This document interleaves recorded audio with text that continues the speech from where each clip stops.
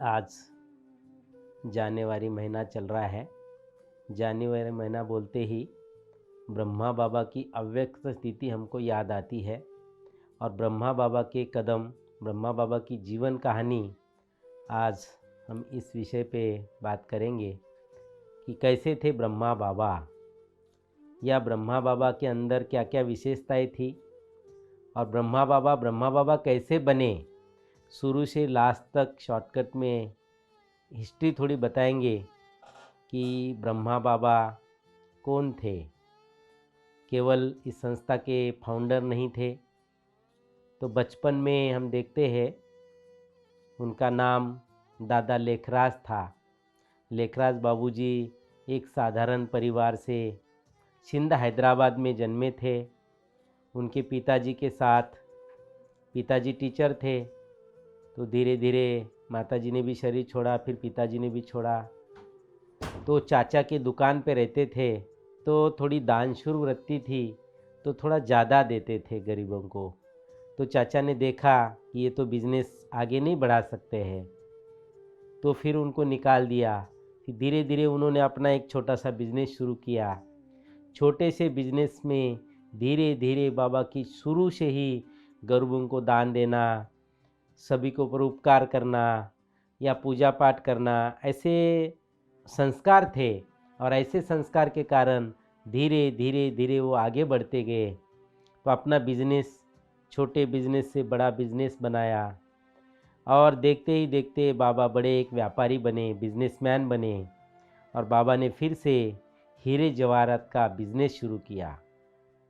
बाबा के घर में उनकी पत्नी, 3 बेटियां, 2 बेटे, सारा परिवार था। और परिवार भी बड़ा अच्छा ही था, अच्छे संस्कार वाले लोग थे। धीरे धीरे जब बाबा 60 साल की उम्र में हुए, जब बाबा की उम्र 60 साल हुई, तब तक बाबा ने बहुत सारी पूजा पाठ की, तीर्थ यात्राएं की, बहुत दान धर्म किए, गुरु किए। बाबा के मन में एक इच्छा थी। बाबा पहले विष्णु पाठी भी थे, विष्णु के भगत भी थे, विष्णु की पूजा करते थे। लेकिन बाबा को एक इच्छा थी कि अंतिम सत्य क्या है या भगवान कौन है, ये जानना था। और ये जानने के लिए बाबा गुरुओं के पास जाते थे, सत्संग सुनते थे। और धीरे धीरे बाबा ने करीबन अपने जीवन में, मैं समझता हूँ, 12 गुरु किए। तभी भी उनको सत्य की खोज है वो मिली नहीं। इसलिए जब बाबा 13वां गुरु करने निकले थे, तभी बाबा सत्संग सुनते समय बाबा को एक दिव्य अनुभव, परमात्मा का साक्षात्कार, दिव्य ज्योति का साक्षात्कार हुआ। बाबा सत्संग से अचानक उठे और एक रूम में जाकर के ध्यान में बैठ गए। और जब ध्यान में बैठे तो सबका आकर्षण हुआ कि बाबा ऐसे सत्संग से उठ के कभी नहीं जाते हैं, आज क्यों गए। तो उनकी एक बहू थी, पुत्रवधू थी, वो देखने के लिए गई बाबा के कमरे में। तो उनको भी लाल लाल प्रकाश का अनुभव हुआ, परमात्मा का अनुभव हुआ कि बाबा के मुख से जो शब्द निकले शुरू में, तब उन्होंने भी सुने, निजानंद रूपम शिवोहम शिवोहम ज्ञान स्वरूपम शिवोहम शिवोहम प्रकाश स्वरूपम शिवोहम शिवोहम। परमात्मा ने खुद उनमें प्रवेश करके ये महावाक्यों का उच्चारण किया। और परमात्मा ने बोला कि मैं ज्योति हूँ, लाइट हूँ। ऐसे जब परिचय उसको मिला, और जब उनको इतना ही नहीं तो अन्य अन्य साक्षात्कार भी उसी समय होते गए। धीरे धीरे उनको सत्युग की दुनिया का साक्षात्कार हुआ, पुरानी दुनिया विनाश कैसे और कब होगी उनका साक्षात्कार हुआ। ये सारे साक्षात्कार उनको होते गए, निश्चय परमात्मा के प्रति बढ़ गया। और परमात्मा ने उनको एक डायरेक्शन दिया कि ऐसी सत्युग की दुनिया आपको लानी है। ऐसे ऐसे डायरेक्शन उसको मिलते गए और वो डायरेक्शन के अनुसार धीरे धीरे उन्होंने खुद ही एक सत्संग स्टार्ट किया ओम मंडली के नाम से। ओम मंडली के नाम में बहुत सारे सत्संग में जो भाई बहनें आते थे, ज़्यादातर माताएं आती थी, कन्याएं आती थी। और जो सत्संग सुनते थे लास्ट में वो भी ध्यान में जाते थे। उनको भी कभी कृष्ण का, कभी विष्णु का साक्षात्कार होता था, तो उनका निश्चय भी एक बढ़ता था, लाइट का भी साक्षात्कार होता था। धीरे धीरे धीरे उनको साक्षात्कार होते गए। सत्संग ओम मंडली के नाम से बहुत फेमस हुआ। और धीरे धीरे ओम मंडली के नाम से ये धीरे धीरे संस्था जब बढ़ गई तो प्रजापिता ब्रह्मा कुमारी ईश्वरीय विश्वविद्यालय इसका नाम पड़ा। और इस संस्था की जो निमित्त बहनें हैं, कुमारियाँ हैं, बाबा ने माताओं बहनों के ऊपर ज्ञान का कलश रखा। और जो राधा ओम की ध्वनि करती थी, ओम राधा मातेश्वरी जगदम्बा सरस्वती देवी बन करके सभी माताओं बहनों की पालना करने लगी। और बाबा तो है ही ब्रह्मा बाबा, माँ की पालना देने वाले, उनका कर्तव्यवाचक नाम ब्रह्मा बाबा रखा। ब्रह्मा बाबा ने संस्था 1936 में स्थापन की। 36 में साक्षात्कार हुए, 37 में उनको ये स्थापना ओम मंडली की हुई। और धीरे धीरे बढ़ गया। सारे सिंध हैदराबाद में हवा फैल गई, सारी जगह फैल गया कि दादा को कुछ साक्षात्कार हुआ है और दादा के पास जाते हैं उसको भी साक्षात्कार हो जाता है। तो ऐसे धीरे धीरे सत्संग में लोग आते गए और धीरे धीरे सत्संग बहुत बहुत बढ़ गया। बहुत लोगों का विरोध भी होने लगा। इतना विरोध हुआ, इतना विरोध हुआ कि बाबा को एक बार तो ऐसा हुआ, हमने सुना है, बाबा को मारने के लिए भी लोग आए थे। सभी के, किसी की बेटी जाती है, किसी की बहू जाती है, किसी की युगल जाती है, तो घर में थोड़ा हंगामा हो जाता है। तो उन्होंने बोला कि ना बसेगी बाँस ना रहेगी बाँसुरी, तो बाबा को ही ख़त्म कर देते हैं। बाबा को ख़त्म करने के लिए बाबा के आश्रम पे ओम मंडली में लोगों ने एक जैसे गुंडा होता है उनको भेजा। वहाँ तो कुमारियाँ बहुत थी, सारी कुमारियाँ थी लगभग, और वो गेट पे थी तो डर गई कि इतना बड़ा व्यक्ति आया है, बाबा को मारेगा तो हम सब छोड़ के आए हैं, कैसा होगा, कैसा चलेगा। लेकिन बाबा को पूछने के लिए गए, बाबा की कोई आपको मिलने के लिए आया है। बाबा ने बोला बाबा का बच्चा है, उसको आने के लिए बोल दो। आने के लिए छुट्टी दी तो बाबा ने तो बाहें पसारी कि आओ बच्चे आओ, आओ बच्चे आओ। ऐसे करके बाबा ने उसको बुलाया, गोद में लेने के लिए हाथ फैलाए। तो वो तो बाबा का बच्चा था ही नहीं, वो तो उसके अंदर भावना थी इसको हमको ख़त्म करना है, मारना है। मारने के लिए जब आया, बाबा ने तो उनके सामने देखा तो वो गुंडे ने तलवार निकाल के बाबा को मारने के लिए सोचा था। लेकिन उसी समय गर्दन ऊपर करके जब देखा तो सरदार जी थे, उनको गुरु नानक जी का साक्षात्कार हुआ और वहाँ गुरु नानक जी आए। और गुरु नानक जी उनको जब देखा, उनके रूप में देखा, तो कोई भी हो, कोई भी धर्म का हो, अपने गुरु को देखता है या अपने धर्म स्थापत्य को देखता है तो कोई भी मार नहीं सकता है। तो बाबा के चरणों में हथियार उन्होंने रख दिए और बाबा को बोला कि सच आप बताओ कि आप कोई साधारण व्यक्ति नहीं है, आप कोई महान व्यक्ति है या भगवान का स्वरूप है। आपके द्वारा तो हमको साक्षात्कार हुआ, आप अपना असली रूप दिखाइएगा। तब बाबा ने असली रूप दिखा दिया, तब वो समर्पित हो गया पूरे शस्त्र के साथ। और तब तो विरोध करीबन ख़त्म ही हो गया। धीरे धीरे धीरे फिर कोर्ट में भी केस चली, फिर थोड़ा बहुत सारा हुआ, उसके बाद में वो सब विजयी हो गए। धीरे धीरे बाबा की संस्था बढ़ गई। 47 में हिंदुस्तान पाकिस्तान अलग हुआ, संस्था भारत में आई। भारत देश महान देश है। भारत में सबसे पवित्र जगह माउंट आबू है, ऐतिहासिक स्थान है, अरावली पर्वत के नाम से जानते हैं। तपस्या भूमि है, ऋषि मुनि की पावन भूमि है। तो ऐसी जगह पे तपस्या करने के लिए, अपना मुख्यालय बनाने के लिए बाबा पाकिस्तान से, कराची से कोटा आए, कोटा से अबू रोड आए, अबू रोड से माउंट आबू गए, माउंट आबू में धौलपुर हाउस में अपना ये आश्रम खोला। धीरे धीरे जगह मिल गई पांडव भवन में, वहाँ पे बाबा ने बनाया। बाबा के साथ करीबन 350 बहनें थी, माताएं थी और थोड़े से भाई थे वो बाबा की सेवा में। इतना सब को बाबा ने 14 साल तक भट्टी में हुए और 14 साल तक बाबा ने सभी को बड़े आराम से रखा, खिलाया पिलाया। सब बड़े बड़े घर के थे, लेकिन फिर भी बाबा के ऊपर इतना विश्वास था और बाबा का भगवान के ऊपर इतना विश्वास था कि भगवान का कार्य है, भगवान कैसे भी करके कराएगा। धीरे धीरे पांडव भवन मुख्यालय बना। पांडव भवन से जो बाबा के बाद सेवाएं शुरू हुई, आज हम देखते हैं, देखते देखते देखते 10 लाख ब्रह्मा कुमारी संस्था के स्टूडेंट हो गए। 140 कंट्री में करीबन सेंटर चलते हैं। 40,000 बहनें ब्रह्मा कुमारी बन करके देश विदेश में सेवा के लिए अपना जीवन अर्पित की है और 10,000 भाई ब्रह्मा कुमारी संस्था में अर्पण होकर सेवा कर रहे, जन जन का कल्याण करने के लिए अपना जीवन समर्पित किया, ब्रह्मा बाबा के कदम पे कदम रख के चलते हैं। तो ऐसे थे हमारे ब्रह्मा बाबा, जिन्होंने हर ब्रह्मा वत्स को आगे बढ़ाया। ब्रह्मा कुमारीज या ब्रह्मा कुमार कहते ही ब्रह्मा का नाम पहले आगे जुड़ जाता है, उसके पीछे कुमार या कुमारी का जुड़ता है। तो ब्रह्मा बाबा के कदमों पे कदम रखना ये बाबा ने सिखाया। ऐसी शिक्षा हम सभी को दी और उस शिक्षाओं के कारण आज तक बाबा ब्रह्मा बाबा अपने आचरण से सभी को सिखाते थे। ब्रह्मा कुमार कहते ही ब्रह्मा जैसे आचरण करना, ब्रह्मा के कदम पे कदम रखना, ब्रह्मा भोजन खाना, ब्रह्मा मुहूर्त में उठना, भगवान को याद करना, अपने को देखना, परमात्मा को देखना। सुबह सुबह का समय अमृत वेले का समय बोलते हैं, जो भगवान से शक्ति लेने का समय होता है, उसको बोलते हैं ब्रह्मा मुहूर्त। हम जो खाना खाते हैं या खाना बनाते हैं तो ब्रह्मा भोजन कहते हैं। ये ब्रह्मा भोजन भगवान की याद में बनता है, तब उसमें स्वाद आ जाता है।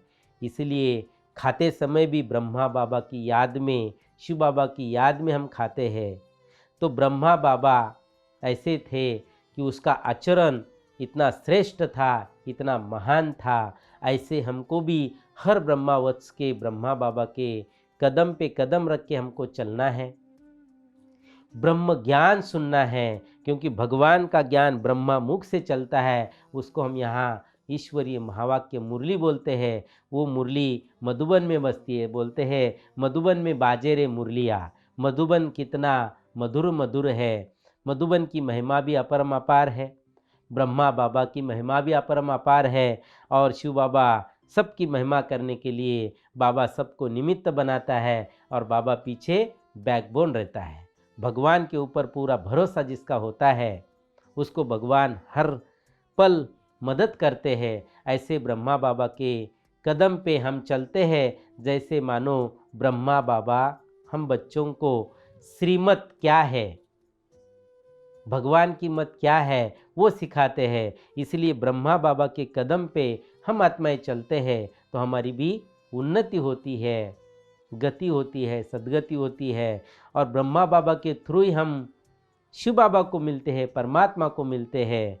परमात्मा ने उस तन का आधार लेकर के उनको ब्रह्मा बाबा बना दिया है और हमको भी ब्रह्मा बाप समान बनना है, ताकि उसका आचरण हमारे अंदर हो। ज्ञान रत्न हम रोज सुनते रहे। अमृत वेले में हम ब्रह्मा मुहूर्त में उठ करके बड़े प्यार से परमात्मा को याद करते रहे। ऐसे ब्रह्मा बाबा के कदमों पे हमको चलना है। और गीता का भी सार है, और बाबा ने भी हम बच्चों को यही सुनाया है कि गीता में लिखा हुआ है आत्मज्ञान, आत्मा अमर है, परमात्मा अमर है। आत्मा ज्योति है, परमात्मा परम ज्योति है। तो ऐसे हमको भी बाबा ने भी यही ज्ञान दिया है कि हम शरीर को चलाने वाली एक चैतन्य शक्ति है, उसको हम आत्मा बोलते हैं, जीव बोलते हैं, प्राण बोलते हैं, ओरा बोलते हैं। और आत्मा का धर्म शांति है और शांति का सागर परमात्मा। हम बच्चों को शांति का पाठ रोज पढ़ाते हैं। इसलिए अंतर आत्मा को जानना, तो परमात्मा को हम आराम से जान सकते हैं। तो शुरू में हमारा आत्मा का पाठ बाबा ने पक्का करा दिया। आज भी हम शुरू का जो पाठ पक्का है, वही अंत का पाठ पक्का रखना है कि हम सभी आत्माएं हैं। लेकिन हम आत्माओं के अंदर ज्ञान का, शक्तियों का, गुण का बल भरना है। जैसे भगवान प्यार का सागर है, आनंद का सागर है, शक्ति का सागर है, ऐसे हम बच्चों को भी बाबा ने मास्टर ज्ञान सागर, मास्टर पवित्रता का सागर, सब कुछ जो परमात्मा का खजाना है वो हम बच्चों का है। और बाबा ने उसको कैसे निमित्त बन करके चलाया, बच्चों को आप समान बनाया।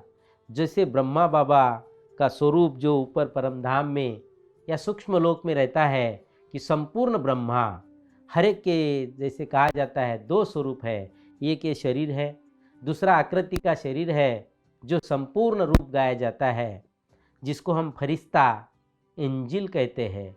ऐसे बाबा का स्वरूप संपूर्ण अवस्था का था। तो बाबा भी संपूर्ण अवस्था तक पहुंचने के लिए बाबा ने बहुत मेहनत किया, बहुत पुरुषार्थ किया, बहुत जी जान लगाया। ऐसे तो लास्ट में हमने सुना है कि जो संदेशी बाबा के पास जाती थी और बाबा उनको संदेश में भेजते थे वतन में, जाओ, ऊपर वाला ब्रह्मा बाबा और इस ब्रह्मा बाबा में क्या अंतर है। तो संदेशिया तो एकदम इनोसेंट रहती है, वो तो बाबा को कहती थी, बाबा वो ब्रह्मा बाबा, ये ब्रह्मा बाबा, दोनों में तो ज़मीन आसमान का अंतर है। वो ब्रह्मा बाबा तो बहुत तेजोमय है, बहुत प्रकाश है, बहुत लाइट है। तब बाबा ने अपना पुरुषार्थ को बहुत आगे बढ़ाया, बहुत आत्मिक स्थिति का अभ्यास किया। यशोदा भी आत्मा है, विमल शांता दादी भी आत्मा है, सभी आत्मा है, मैं भी आत्मा हूँ, ये पाठ बहुत पक्का किया। शिक्षाओं को अपने जीवन में उतारा और जीवन में उतार करके बाबा एक दिन आया 18 जनवरी 69 में बाबा बाप समान बने, अव्यक्त बने।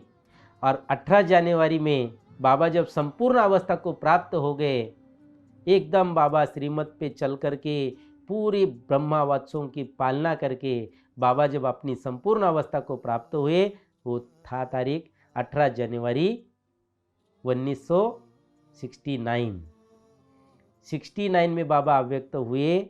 आज तक हम पुण्यतिथि स्मृति दिवस बाबा का मनाते हैं और वो स्मृति दिवस 18 जनवरी को आता है। तो जनवरी महीना सारी दुनिया में प्रजापिता ब्रह्मा कुमारी ईश्वरीय विश्वविद्यालय के जहाँ जहाँ सेवा केंद्र है, देश विदेश में, गांव गांव में, वहाँ तपस्या का वातावरण चलता है। ब्रह्मा बाबा की विशेषताओं का वर्णन करते हैं और वो वर्णन करके अपने जीवन में ब्रह्मा बाबा की विशेषताएं लानी है। ब्रह्मा बाबा के कदम पे कदम रख के चलना है, क्योंकि ब्रह्मा बाबा भगवान के कदम पे चले हैं।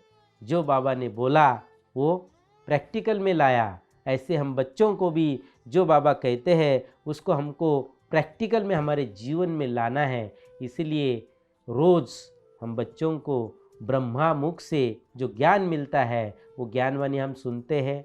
लास्ट में ब्रह्मा बाबा के कदम हमको सुनाए जाते हैं, तो उस कदम को अपने जीवन में, अपने प्रैक्टिकल में रूप में लाते हैं। ये लाने का प्रयास हम सभी करते हैं।